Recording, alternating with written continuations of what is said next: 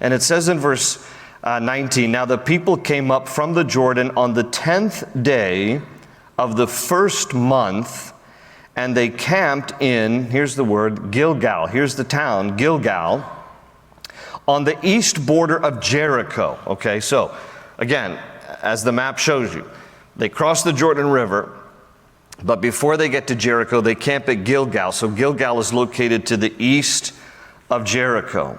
And it says in verse 20, "And those 12 stones which they took out of the Jordan, Joshua set up in Gilgal.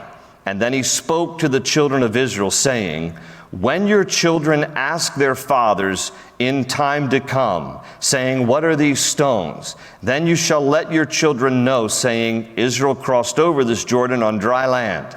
For the Lord your God dried up the waters of the Jordan before you until you had crossed over, as the Lord your God did to the Red Sea, which he dried up before us until we had crossed over, that all the peoples of the earth may know the hand of the Lord, that it is mighty, and that you may fear the Lord your God forever."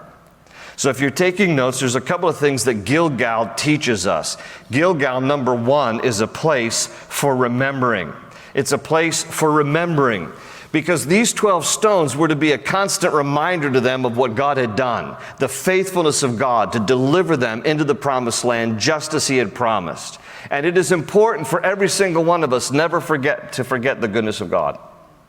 We as human beings have a propensity to forget even the good things. And so it is important for us to never forget the good things that God does, because guess what? You're going to need it for the next time. Because you're going to be able to rely on, oh, that's right, God was faithful then, he's going to be faithful now. But when you forget his faithfulness, then you fear the present situation. So it's good to always, faith builds upon faith. When you see the hand of God, remember that. And so Joshua set up these 12 stones there in Gilgal, one for each of the 12 tribes of Israel, as a reminder to them to remember the faithfulness of God.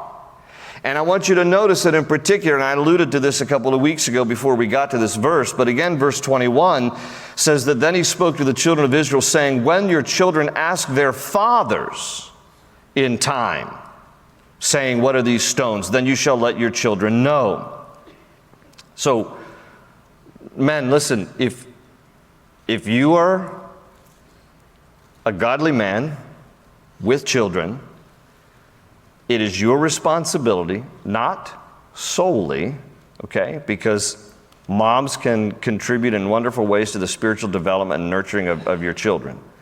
But the responsibility rests squarely on the shoulders of the fathers.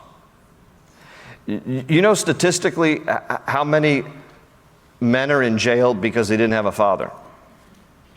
The father figure is critical. In culture, the father figure is critical for the family. Now, whenever I talk in these terms, I'm quickly reminded, look, obviously not every family has a father. And some of you ladies are doing double duty as single moms, trying to be a mom and a dad, and because you're the only one in the household. And the Bible reminds us that God is a father to the fatherless. And so God will help you, and God will minister to your children.